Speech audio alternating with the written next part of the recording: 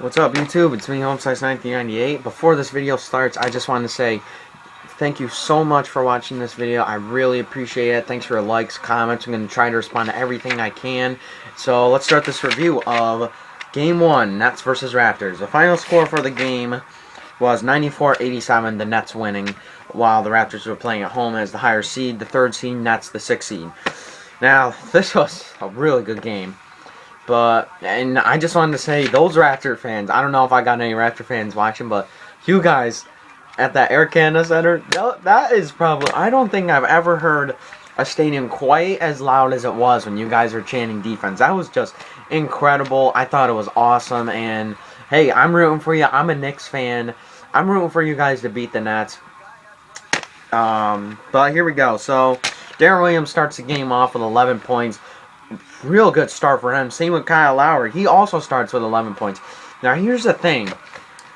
The shooting guard for the team, Terrence Ross, and the small forward for the team, DeMar DeRozan, had probably the most horrible game they've played so far this entire year. And that's not what you want with the start of the playoffs right now. Right now, I got the Clippers and Warriors game. The game just started, and there's two back-to-back offensive fouls. Anyways, so this is not what you want from your two young stars. Because, let's face it, DeMar DeRozan, he's an all-star, and Terrence Ross, he'll be better. He's going to be like another DeMar DeRozan, just get better year after year. This is one of the games where Raptor fans are probably thinking, man, I wish we had Rudy Gay right now, because they really desperately needed him.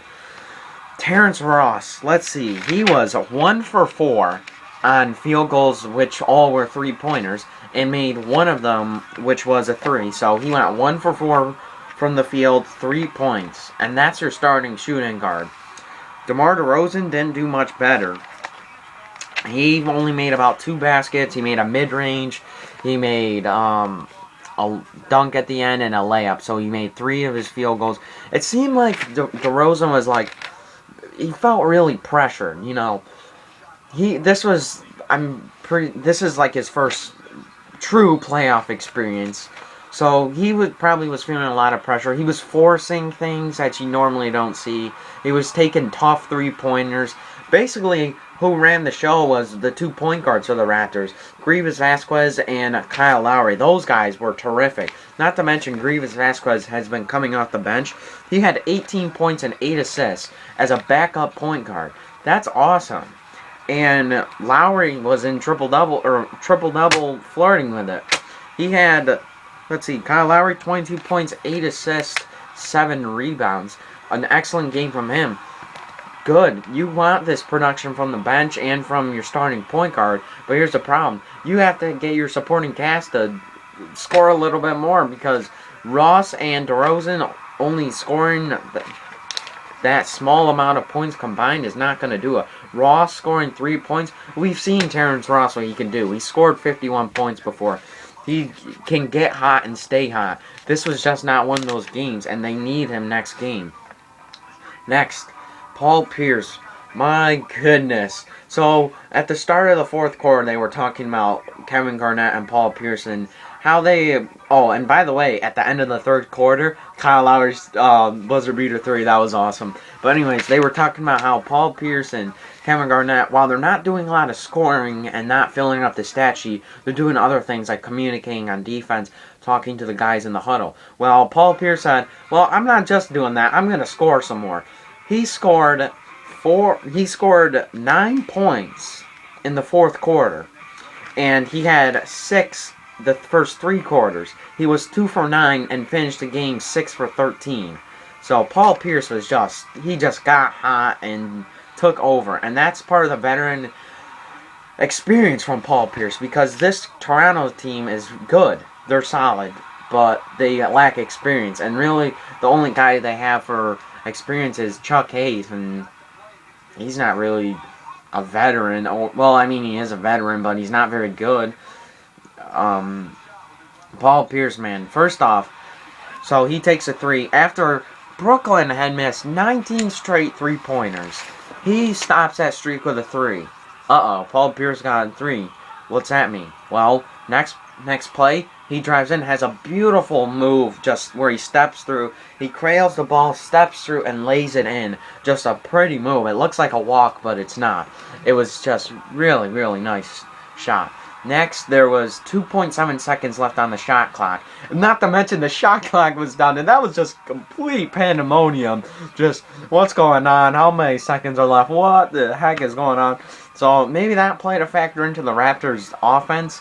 I'm guessing maybe, but still, that doesn't explain DeMar DeRozan not shooting very well because and the shot clock went off in like the second or third quarter. Anyways, 2.7 seconds left. The Nets basically just got to catch it and just shoot something up.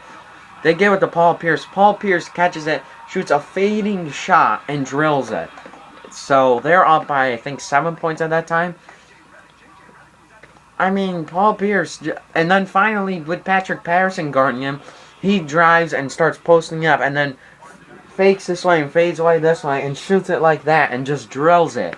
There's his 9 points in the fourth quarter. And while 9 points doesn't seem like a lot, it is for one quarter, especially when it's a close game like this. Now, I would have loved to see the Raptors win this series, but it's going to be tough now if they can't get production from DeMar DeRozan. At one point in the game, he was 0 for 7 and had 6 points, all from the free throw line. And he's just forcing threes, and it's tough. It's tough for him right now. And I hope he can get it going because they really need him. And Terrence Ross and someone to just make some shots because the Nets played, give the Nets some credit, they played some very good defense. Not to mention Darren Williams, 8 for 20, that's almost 50% shooting and had 24 points. That's good. He was playing aggressive, playing like he was playing in Utah. He had a solid game. And Joe Johnson, he was probably the MVP of the game. He had a very quiet 24 points and 8 rebounds. I mean, on 8 for 13 shooting. That's awesome right there. That's what the Nets have needed from him. And that's what they're getting from him with Brook Lopez being out. So, great game by the Nets. I'll give you credit. I hate you guys, but congrats, little bros. But go Raptors. I would love to see the Raptors win this series, but it's going to be tough. So, Grievous Vasquez, hell of a game for you coming off the bench. Lowry, you played awesome. But, again, you just can't run on those two players. Patrick Patterson had a little 3 and the dunk, and that got him fired up. So, whatever. Valanciunas, one thing about him is he was scoring and he was grabbing lots of rebounds. He had I think 19 rebounds. Okay, I'm gonna say it. That was a good rebounding game. Not great, good. Because here's the problem. He would shoot a little hook shot from about 3 feet away, then get his own rebound, and then put it back up, and then roll out and go back out. So he was getting rebounds off his own misses and then putting it back up and not scoring. So that's going to be a problem for him. He's got to finish over Kevin Garnett and those boys down there, Blotch and, Plumlee. But, that was a good start. I really enjoyed it. I don't know what's going to happen. It looked a little chippy down there with Garnett and Cycle T, Tyler Hansbrough. So we'll see what happens there. Thank you guys for watching so much. If you guys want me to do any more of the playoff games, let me know. I'm going to go check out this Clippers and Warriors game. And I will see you guys later. Thanks for watching again. You guys are the best fans in the world. Peace out.